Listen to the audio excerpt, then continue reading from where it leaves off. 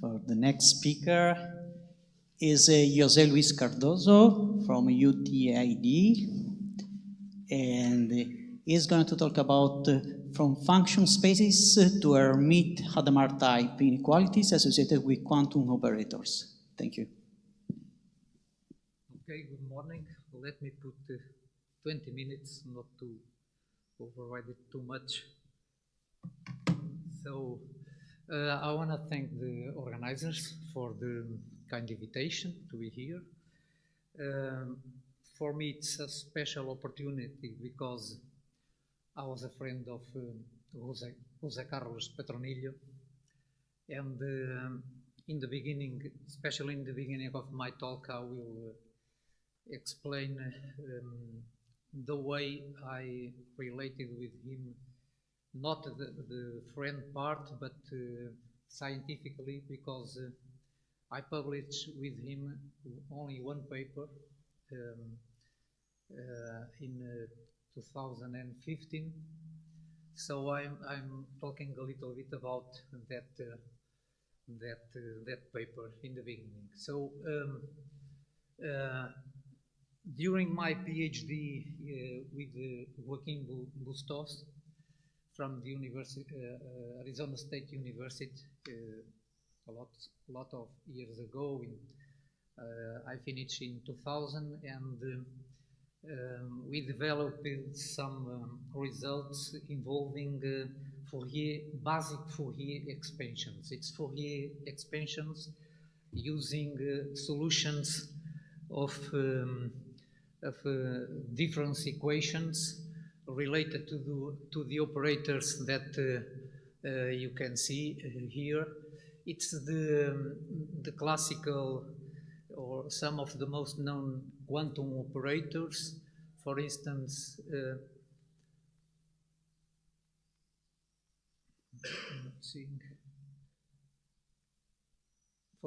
here you have the very known Q derivative, or the Jackson derivative. Here it's the Hahn quantum operator. The previous one, it's a particular case of this one when this parameter omega is 0. And in my PhD, I dealt with this operator, which is, it's more symmetric in a certain point of view, but it's more or less the same. It's equivalent to with this one, with the Jackson operator. We have then the inverses, of the corresponding inverses operators. For instance, here you have the Jackson Q integral. Here it's the inverse of the Hahn operator, Jackson Thome or Thome Norland, something like that, usually known. Notice that, for instance, in the Jackson operator, that the points that in an integral between A and B, the points, the discrete set of points that are used are the points of this form, B times Q to the power of K. Q is a fixed parameter between 0 and 1. We fix that because we want to deal with the convergence results. And so these Q integrals use a discrete set of points, and they are related with, in the case of the Jackson operator, they are intrinsically related with a very important point, which is the 0. It's accumulation points for the discrete set of points that are used in the definition of these Q integrals. In the case of, for instance, of this more general integral, the point is this one that you have here, which is the omega divided by 1 minus Q, and Q is between 0, a real parameter between 0 and 1. The previous, trivially, you can see that these operators, when Q goes to 1, in the Jackson case, you obtain the classical derivative at point x, of course, when it exists. So what we deal, as I told in my PhD, in the years that follow, we study properties that are needed. For instance, the functions, the Q exponential and the Q sinus and Q cosinus. They are solutions of Q analogs of the classical initial value problems using the previous operators, the Jackson derivative or the Hahn derivative. So it's quite similar. The results need other techniques different from the classic ones, because the Q sinus and the Q cosinus, for instance, they are not periodic, they are not bounded. So the way to deal with it is different. They are similar, but the techniques are different from the classical case. So we, and later after my supervisor, Joaquim Bustos, he died in a car accident. And so lately, after this, I worked alone for some time, and I published a paper in 2011 in Journal of Fourier Analysis and Application with a result that some other results, of course, that are needed, but this is the most important one in that publication, that it's a much simpler way to give a sufficient condition to obtain uniform convergence of the basic Fourier expansion using the Q sinus and Q cosinus functions. So with this definition, that it's I introduce it with this way because it's very close to the classical Holder condition. Linear because it is related to a lattice that is Q-linear, and the points that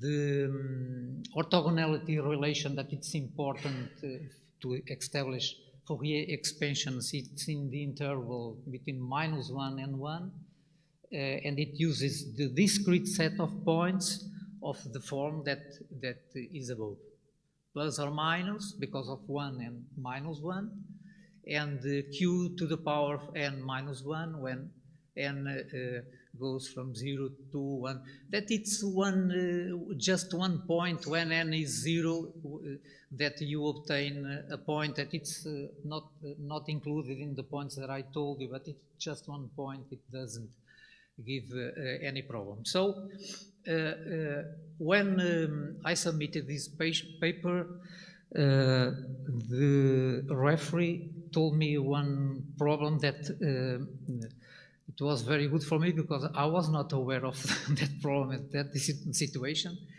that was related to the monotonicity of the Q integral that I was using.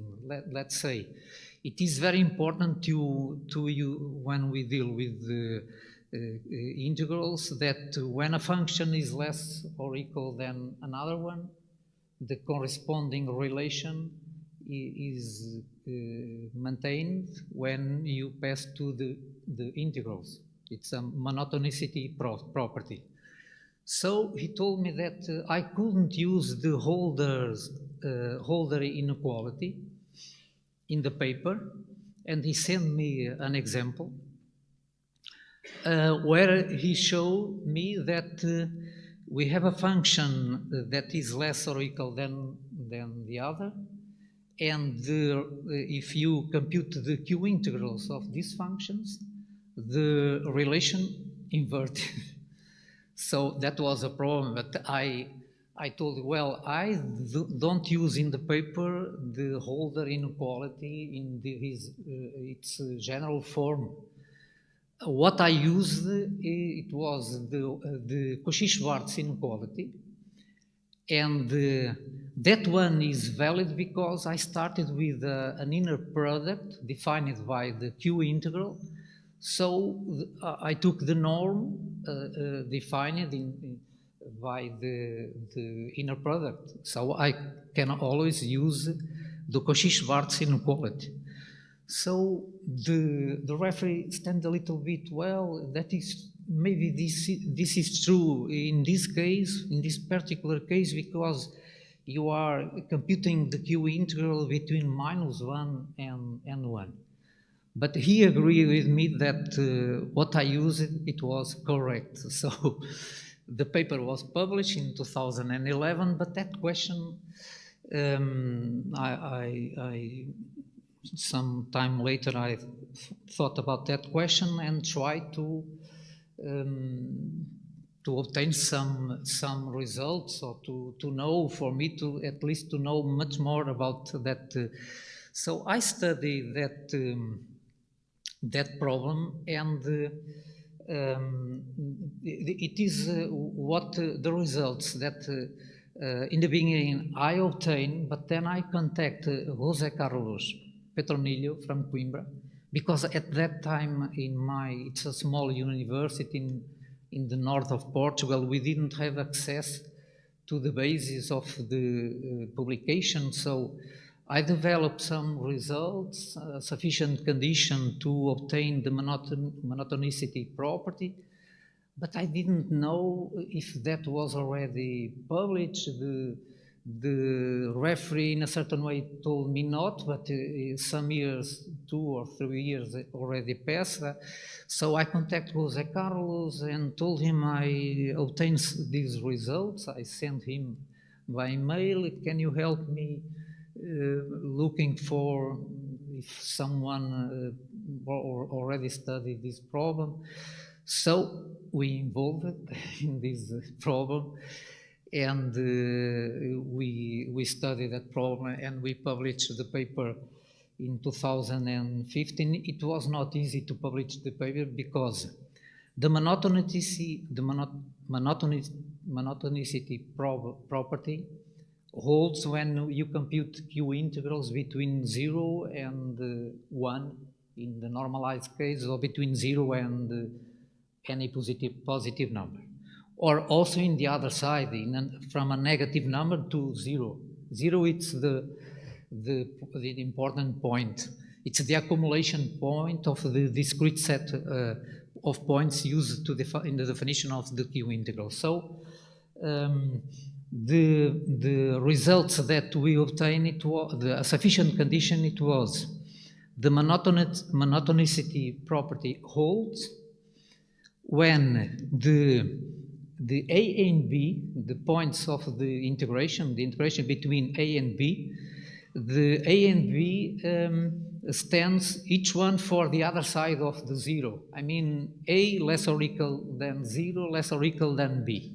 A can be 0 or B can be 0, but this is the right condition to.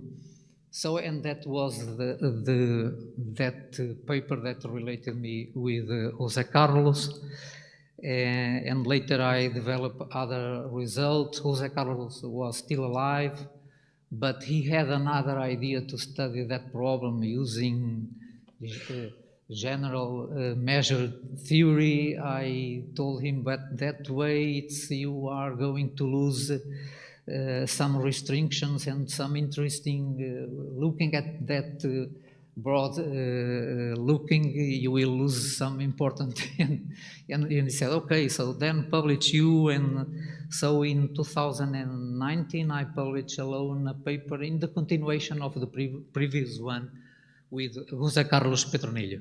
So the condition, it's as I told them, the monotonicity problem property of the Q integral. It's this one, as I told you, when the A and B satisfies this condition, then if f is less or equal than g, that we have this problem. So that property. So with this property, then to prove the general Q holder inequality and then the Q-Minkowski inequality, the proof can be done just like in the classical case with the above property. So this was the result, the main result, or the starting result that we proved, and then we established a link between the Jackson integral and the Q omega, or the inverse operator of the Hahn derivative. A link, at that time we thought that the link was new, but then one of the referees told us that someone already published the link between the two integrals. But anyway, our link in the paper with José Carlos, it was a much simpler one, very friendly. The other one, it was not very friendly. So with this stuff, we were able to generalize some results to the results. These results were already known if you use integrals between 0 and 1, or 0 and a positive number. So with this condition, we could generalize these results. And this part is new, the reflexive property. The rest is similar to what was already known, but with the extension not necessarily working between 0 and a positive number. So you can use any A and B. You have only to satisfy the accumulation point must be between the limits of the integration. So with this, then we were able to extend with the link between the two integrals. We were able to establish a similar result for the case of the let's call it the Hahn integral. It's the inverse operator of the Hahn derivative. So we were able to prove the monotonicity property, then the Q omega holder and Q omega Minkowski, and then just the similar result, but in this case for the Q omega integral.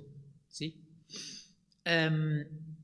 Just in the same way. So then in 2015, that is the part that I've been working in the last years, a group just introduced, it was for the PhD of Anna Shihata in the north of Africa, and they introduced this general quantum difference operator related to this function beta t. The function beta must satisfy this property, being continuous and strictly increasing. And this is a nice way to look at all the previous operators, because if you take this beta function equals to q times t, q fixed between 0 and 1, you obtain then the q derivative, the Jackson derivative. If you take this beta function to be q times t plus omega, then you obtain the Hahn derivative. And so you can, this is just a way of looking that generalizes and puts all together all the previous operators. So is the remark just below. It is clear that the Hahn operator corresponds to the choice that I told you, q times t plus omega. And this is an important point. This is the fixed point of this, in this case, of the Hahn operator. In the case of the q derivative, it's 0. Here it's this one. When omega it's 0, you obtain the Q operator or Q derivative. And all the things that I told you related to 0, now it must be given in terms of this fixed point of the above function. Then this is just the definition here of the inverse operator, the beta integral. So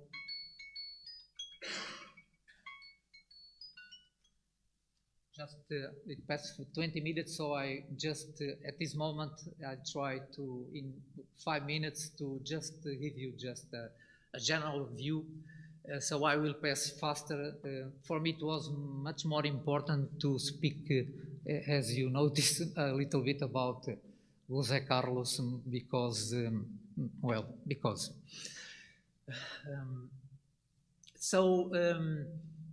what we were able at that time, I published this alone. I tried to convince José Carlos, but he said, no, do it yourself, and he didn't want to enter. I proved that similar when the fixed point of that general quantum operator, that is this one, is between 0 and B, then you have the monotonicity property. So you can then, as a consequence, prove the beta Holder inequality and beta Minkowski inequality, that it's important. This is important results for us to have linear spaces and to study properties. So these are the fundamentals, the basic fundamentals. Then I proved that a similar result for this general quantum operator. It's very similar to the previous one. The techniques, just the part of being reflexive, it was a little bit more hard, but it's in a certain way it was similar to the previous one, the way to prove this. So we have also the classical results, or the Q analogues of the classical results, the beta analog of the fundamental theorem of calculus. Here it's when the function f is continuous, it's just, you can see that it's very similar. So here it's the beta analog of integration by parts formula. Then later in 2021, I introduced this an analog, a beta analog of the classical Sturm-Liouville problem with separate time conditions for the previous operator. And these are some results that I needed to establish the properties, to define. Then later in a paper with Shihata, we introduced the beta directional derivative and a result related with that, the beta gradient vector. This is very similar notion, so I will. And then more recently, I published a paper with Shihata, where for this, the beta integral, we prove analogues of the classical Hermite-Hadamard inequalities. So this is some results related to that. And then I applied it, we applied it to all the operators that I told you, the Jackson Q integral, the Jackson Tom Q omega integral, and the Norland integral. So I will finish my talk right now, and I'm sorry for the time. Thank you very much for your talk. And do you have any questions or remarks or comments? Okay, if not, let's thanks once again the speaker. And